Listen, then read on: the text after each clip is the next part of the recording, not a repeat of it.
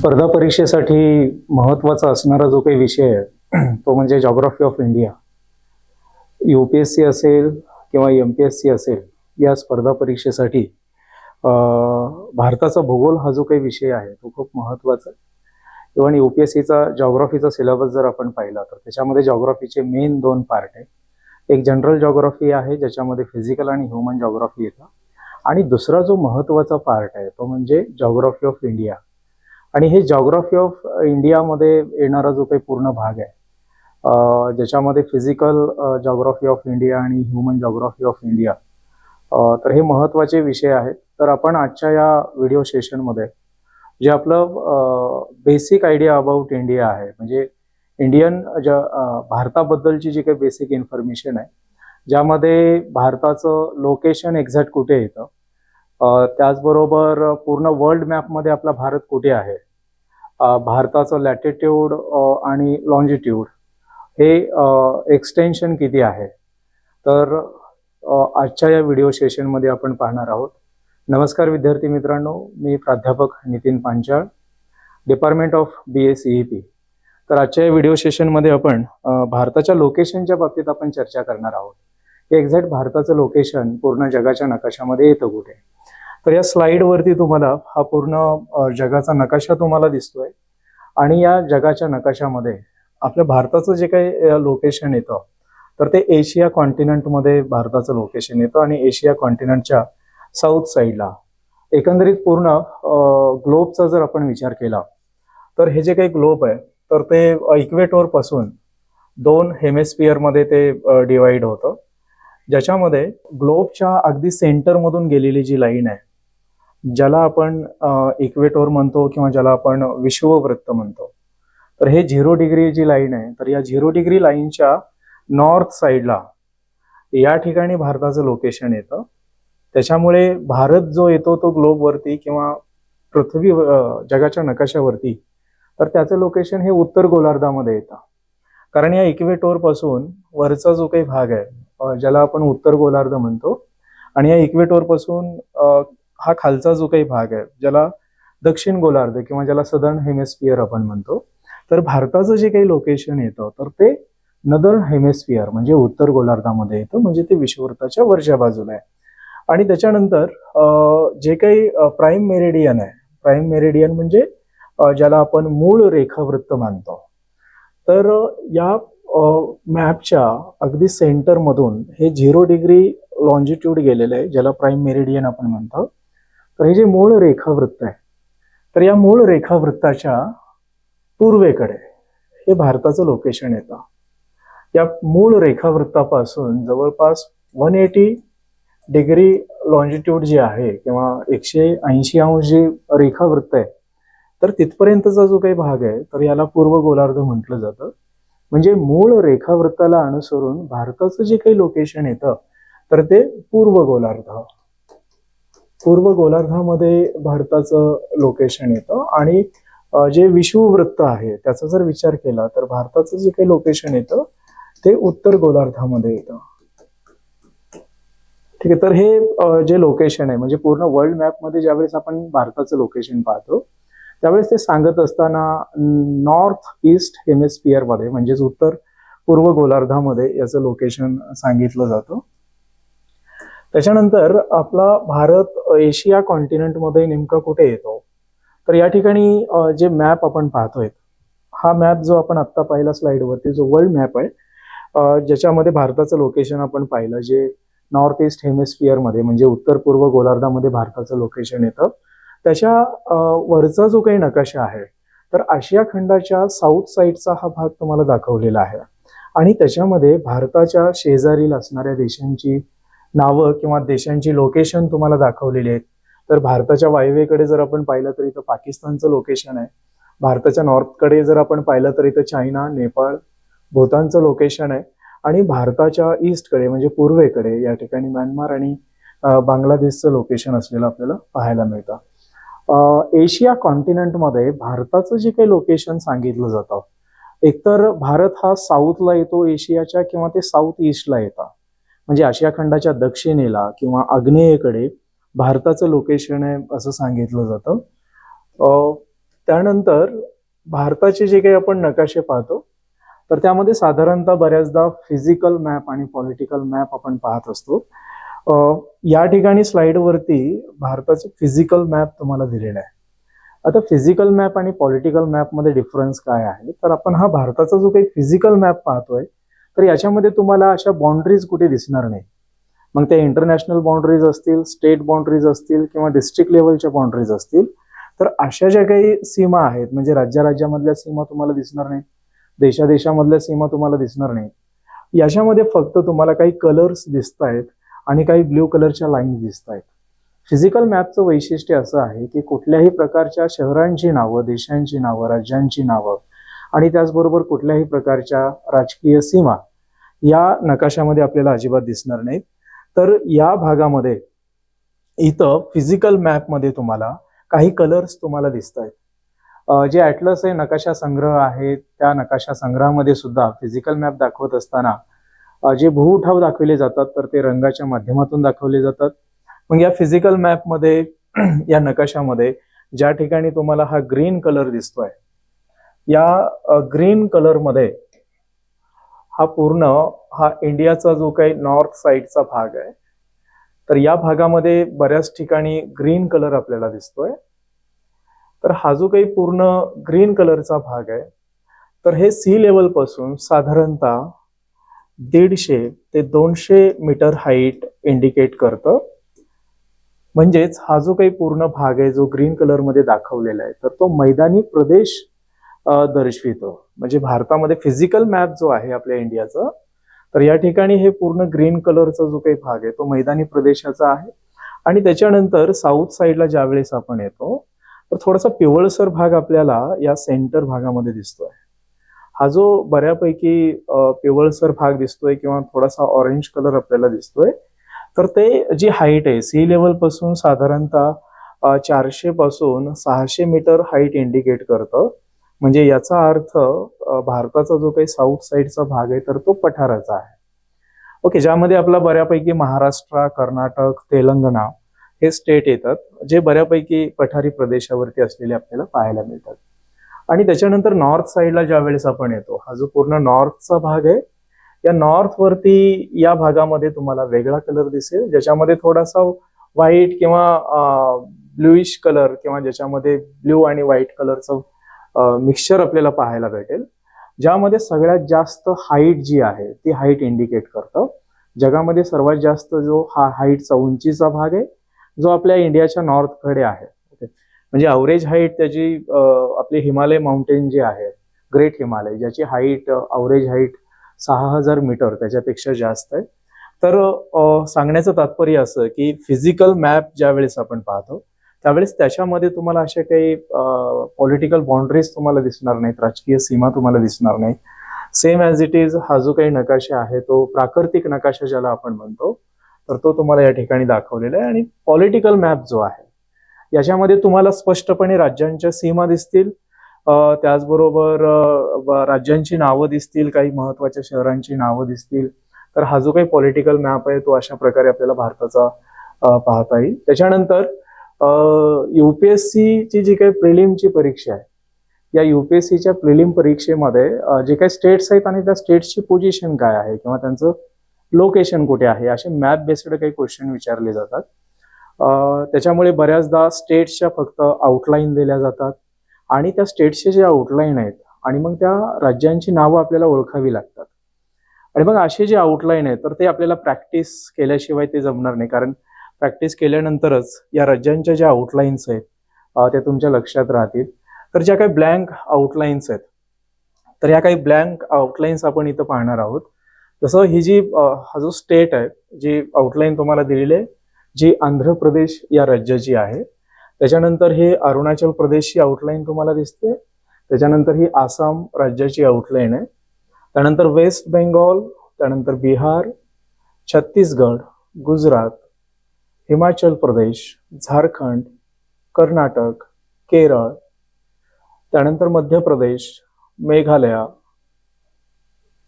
मिझोराम, ओडिसा, पंजाब, राजस्थान, सिक्कीम, तामिळनाडू, तेलंगणा, उत्तर प्रदेश, त्रिपुरा.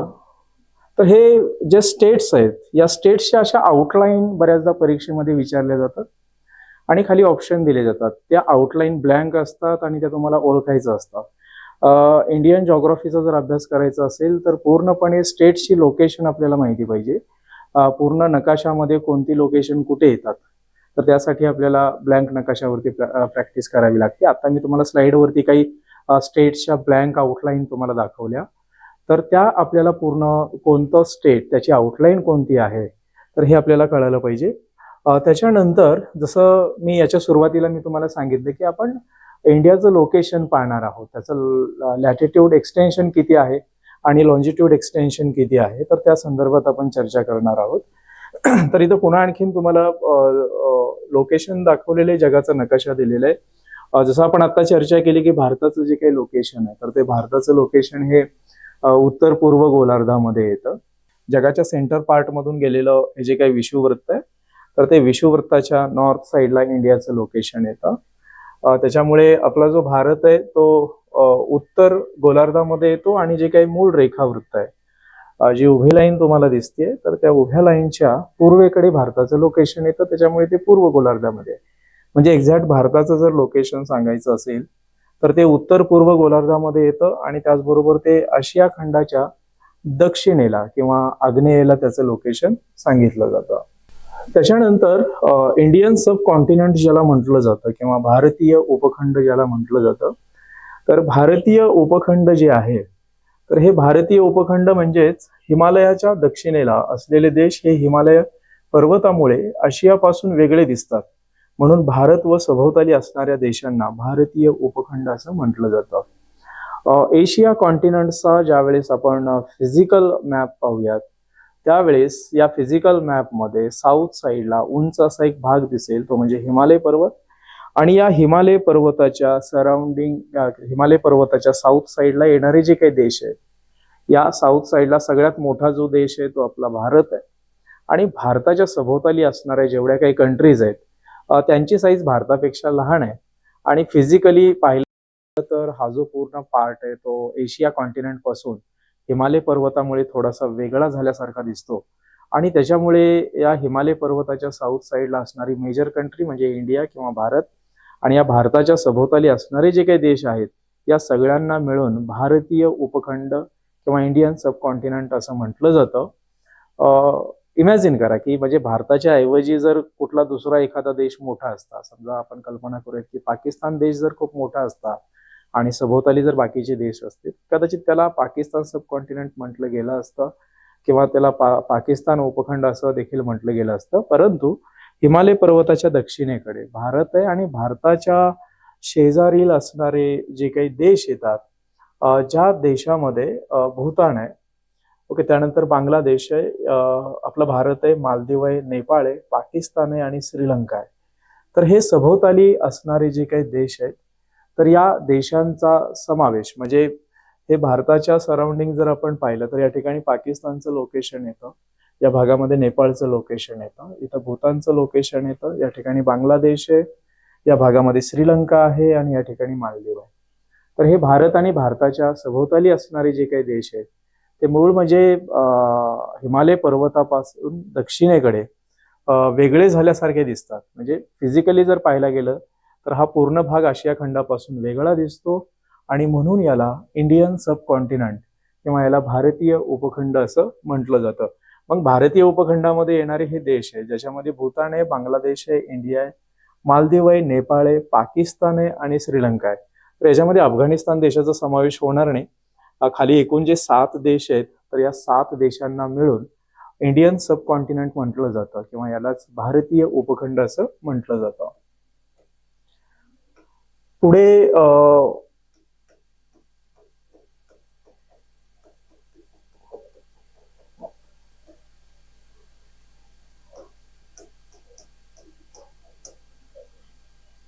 नंतर ऍड करता येईल. तर भारताचं जे काही अक्षवृत्तीय विस्तार आहे, अक्षवृत्तीय आणि रेखावृत्तीय विस्तार ज्यावेळेस आपण पाहतो त्यावेळेस भारताचा अक्षवृत्तीय विस्तार हा 8 अंश 4 मिनिटे उत्तर ते 37 अंश 6 मिनिटे उत्तर दिलेलं आहे.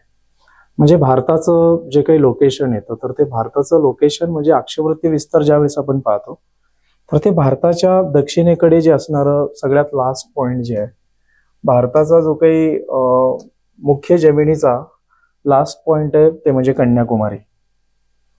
या ठिकाणी कन्याकुमारीचं लोकेशन आहे. तर कन्याकुमारी जी स्टार्ट होते त्याचा अक्षवृत्ती विस्तार जो आहे तर तो स्टार्ट होतो 8°4' नॉर्थ म्हणजे उत्तर, आणि लास्ट जो पॉइंट आहे ते या ठिकाणी, हा लास्ट पॉइंट याचा अक्षवृत्तीय विस्तार आहे 37°6' नॉर्थ. तर याच्या दरम्यान हा भारत विस्तारलेला आपल्याला पाहायला मिळतो. म्हणजे भारताचा अक्षवृत्तीय विस्तार, आता भारताचा सगळ्यात लास्ट पॉइंट इथं कन्याकुमारी आहे, परंतु याच्याही पेक्षा दक्षिणेकडे असणारा जो पॉइंट आहे या ठिकाणी अंदमान आणि निकोबार आहे. तर निकोबारच्या या ठिकाणी अगदी लास्टला इंदिरा पॉइंटचं लोकेशन आहे. हे जे इंदिरा पॉइंट येतं हे इंदिरा पॉइंट 6° नॉर्थ वरती येतं. म्हणजे कन्याकुमारीच्या देखील दक्षिणेला निकोबारमध्ये असणारं इंदिरा पॉइंटचं लोकेशन या ठिकाणी येतं. म्हणजे भारताचा जो काही अक्षवृत्तीय विस्तार आहे ना तर तो 8°4' उत्तर ते 37°6' उत्तर, म्हणजे 8°4' हे कन्याकुमारी पासून स्टार्ट होतं आणि 37°6' उत्तर हे भारताच्या अगदी लास्ट पॉइंट जो आहे दफदार, तर त्या ठिकाणचं हे लॅटिट्यूड एक्सटेन्शन तुम्हाला सांगितलेलं आहे. तर भारत जो आहे तर आपला हा भारत 8° ते 37° अक्षवृत्ताच्या दरम्यान येतो. रेखावृत्तीय विस्तार जो आहे, आता रेखावृत्तीय विस्तार म्हणजे काय की पृथ्वीवरले जे काही व्हर्टिकल इमॅजिनरी लाईन्स आहे ज्याला आपण रेखावृत्त म्हणतो, तर हे रेखावृत्त जे स्टार्ट होतं, आता जसं इथं तुम्हाला 68°7' दिलेले आहे, 68°7' पूर्व,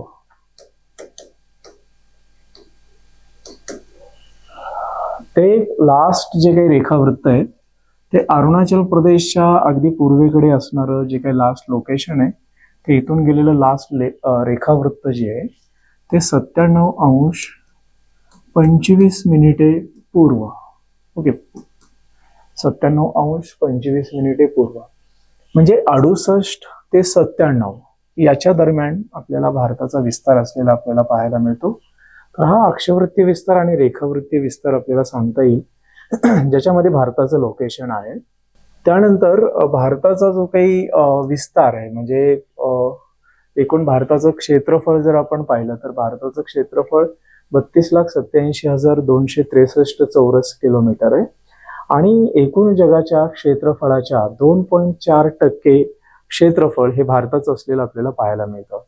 म्हणजे पृथ्वीवरती जेवढा काही जमिनीचा भाग आहे त्या जमिनीच्या भागाला जर आपण 100% कन्सिडर केलं तर त्याच्यापैकी फक्त 2.4% भागावरती हे आपलं भारताचं क्षेत्रफळ येतं. आणि एकूण क्षेत्रफळाच्या दृष्टीने एकूण जे काही देश आहेत त्याच्या रँकिंगच्या बाबतीत जर विचार आपण केला तर 7व्या क्रमांकावरती आपल्या भारत देशाचं लोकेशन येतं. त्यानंतर उत्तर दक्षिण जो विस्तार आहे म्हणजे अगदी उत्तरेकडे असणारा जो काही भाग आहे म्हणजे दक्षिणेकडे कन्याकुमारी आणि लास्ट पॉइंट जे आहे ते म्हणजे दफदार, तर याच्या दरम्यानचं जे काही डिस्टन्स आहे तर ते जवळपास 3,214 किलोमीटर आहे. म्हणजे भारताचा उत्तर दक्षिण जो विस्तार आहे तो 3,214 किलोमीटर आहे. आणि त्याच्यानंतर भारताचा पूर्व पश्चिम जो विस्तार आहे म्हणजे भारताच्या अगदी पश्चिमेकडे असणारं जे काही लोकेशन आहे ते गोवर मोठं आहे आणि भारताच्या अगदी पूर्वेकडे असणारं जे काही लोकेशन आहे ते किबिथू आहे. तर याच्यामध्ये असणारं जे काही डिस्टन्स आहे तर ते 2,933 किलोमीटर आहे.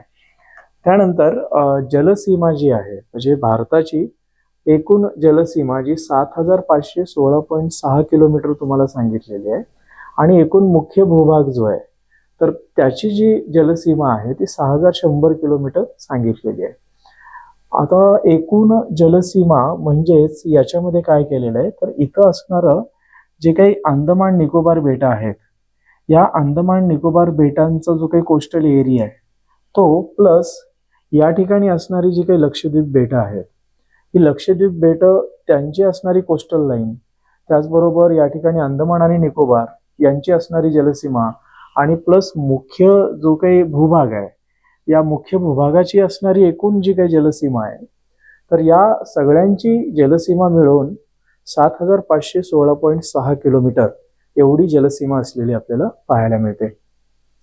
परंतु हे जर बेटं सोडली तर फक्त जो काही मुख्य भूभाग आहे, तर या मुख्य भूभागाची जी काही जलसीमा आहे तर ती 6100 किलोमीटर आहे. म्हणजे ही जलसीमा जी स्टार्ट होते ती गुजरात पासून ते इकडं वेस्ट बेंगॉल पर्यंत ही जलसीमा असलेली आपल्याला पाहायला मिळते. आता याच्यामध्ये सर्वाधिक जास्त जलसीमा असलेलं जे काही राज्य आहे, नकाशामध्ये तसं पाहायला गेलं तर आपल्याला आंध्र प्रदेश जे आहे, आंध्र प्रदेशची जी काही जलसीमा आहे तर ती बऱ्यापैकी जास्त लांबीची असलेली आपल्याला नकाशामध्ये वाटते. परंतु प्रत्यक्षात ज्यावेळेस हा जो काही गुजरातचा भाग आहे, या गुजरातमध्ये या ठिकाणी गल्फ ऑफ कच्छ आहे आणि त्याच्यानंतर गल्फ ऑफ खंबायत आहे. या लाईनला जर आपण सरळ केला तर याची जी लेंथ आहे, याची लेंथ जास्त होणार आहे. म्हणून गुजरात हे जे राज्य आहे तर त्या गुजरात राज्याची जलसीमा ही सर्वात जास्त असलेली आपल्याला पाहायला मिळते. किंवा जी काही किनारी भाग आहे किंवा किनारपट्टी जी लाभलेली आहे गुजरातला, तर ती सर्वाधिक जास्त असलेली आपल्याला पाहायला मिळते, जी 1214 किलोमीटर आहे.